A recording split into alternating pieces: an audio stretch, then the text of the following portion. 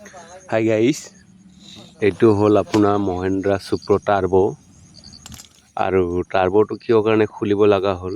Turbo problem নাই, কিন্তু চালাঞ্চাৰৰ কাৰণে টাৰ্বো খুলিব লগা হ'ল। চালাঞ্চাৰৰ বুলটুপ তিনিটা ছিঙি আছে। এই ছিঙা বুলটুপটো ওলাবৰ কাৰণে টাৰ্বোটো কমপ্লিট খুলিব লগা হ'ল। টাৰ্বোটো চালাঞ্চাৰতে লাগি থাকে না, সেইটো কাৰণে খুলিব লগা হ'ল। আৰু টাৰ্বো ইমান লিকেজ হৈ আছে চাওক, চব মোবিল এইবিলাক গেছকেটবিলাক চাওক, গোটেই লেতেৰা চাওকচোন। এইবিলাক পাইপ লগাই দিম একেবাৰে চাফা চুফা কৰি কিনি, চাই লওক। আৰু যদি টাৰ্বো লিকেজ হয়, এইটো মই যোনটো হাতত ধৰি ৰখা পাইপটো বদলাই দিলেই হ'ল। আৰু বুলটুপটো দেখাই দি আছোঁ কোনটো ছিঙি আছে, এইটো চাই লওক। এইটো এটা, এইটো চাই লওক। আৰু এইটো এটা পূৰা ভিতৰত ছিঙি আছে, এইটো বহুত কষ্ট হ'ব। আৰু এইটো এটা, এইটো নহয়, এইটো চলি যাব, কিন্তু তিনিটা বুলটুপ ওলাবৰ কাৰণে বহুত টাইম লাগিব। এতিয়া আপোনালোকে ভিডিঅ'টো শেষলৈকে চাই চাওক, এতিয়া কেনেকৈ ওলাই গম পাই যাব।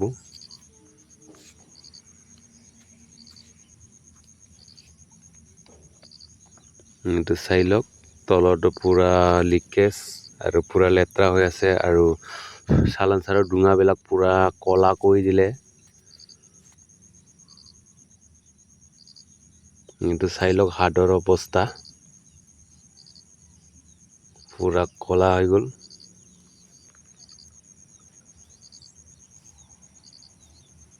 এখনে গাড়ী, এইটোৱে চাই লওক,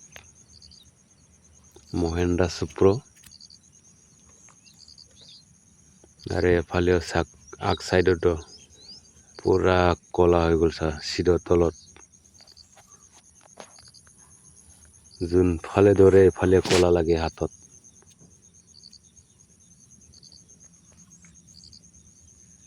আৰু পেচেঞ্জাৰবিলাক উঠি কিনি শান্তি পোৱা নাই বোলে, মালিকে কৈ আছে। ক'ত শান্তি পাব, যদি চালাঞ্চাৰ পাইপ লিক হৈ যায়, ডুঙাটো বেগ মাৰিবই না। আৰু হাতটো চাওক, আৰু এবাৰ দেখাই দিছোঁ। এতিয়া চালাঞ্চাৰটোৰ বুলটুপ ছিঙাটো ওলাই দিম। এয়া আমাৰ ৱেল্ডিং মেকানিক ওলাই আছে, বহুত কষ্ট হয়। এনে দুটা ওলালে আৰু এটা আছে, ৱেল্ডিং মাৰে ছিঙি যায়, ৱেল্ডিং মাৰি ছিঙি যায়। এইটো লাষ্ট ফিনিচিং আছে, এবাৰ অলপ ঘূৰিছে, এইটো চাই লওক। আৰু যদি ৱেল্ডিং মাৰা ঠিক নহয়, তেতিয়াহ'লে এইবিলাক নাট কেতিয়াও খুলিব নোৱাৰে।